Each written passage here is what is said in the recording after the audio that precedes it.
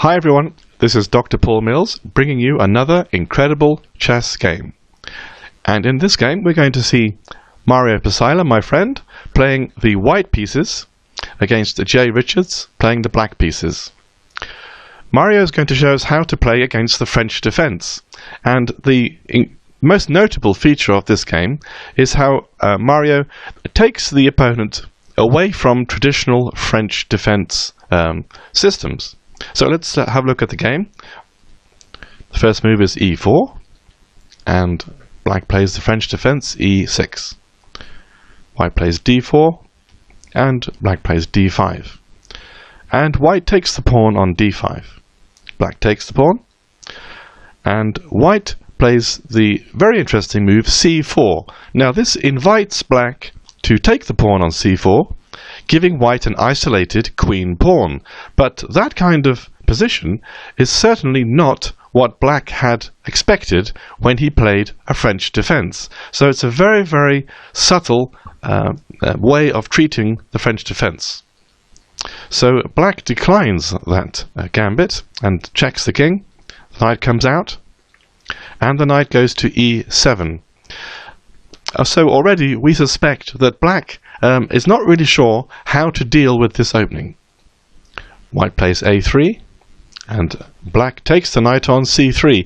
Again, it is just voluntarily giving up the minor exchange of bishop versus knight, and white is able to strengthen the center. So it's all looking a little bit as if black doesn't really know what white is doing.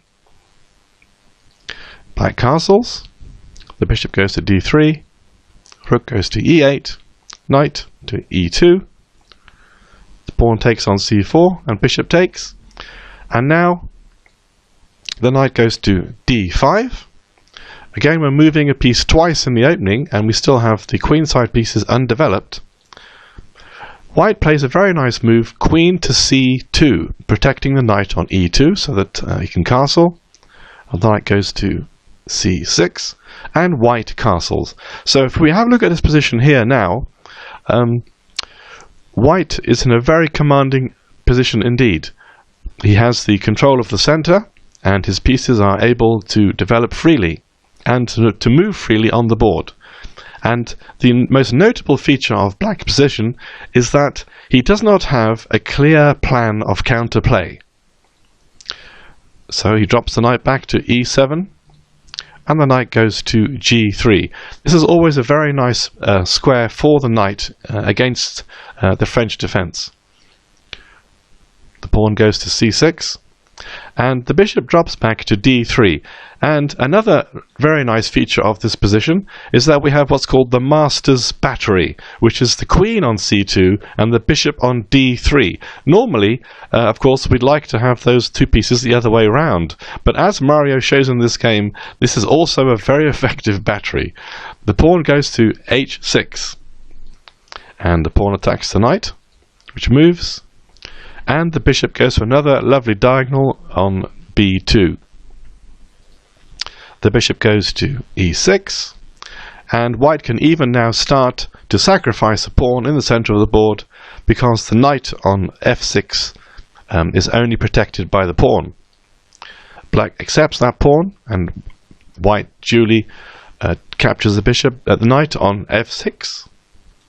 The pawn takes, and now of course black's kingside pawn structure is completely wrecked, and has all of the pawns there, including the central pawn, are weaknesses. The knight goes to attack the pawn on f6, and the knight moves to c6. The queen moves over to attack the pawn on h6,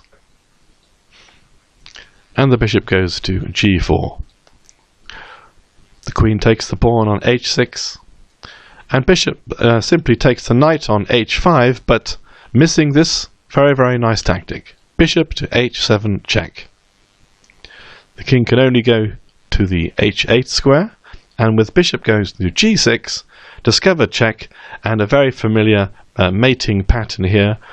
White will move the queen to h7 checking, and then checkmate on f7. So there we are, a very interesting way to handle the French defence, so ably demonstrated by Mario Psylla. Thank you for listening and watching this incredible chess game, and we look forward to you joining us for the next game.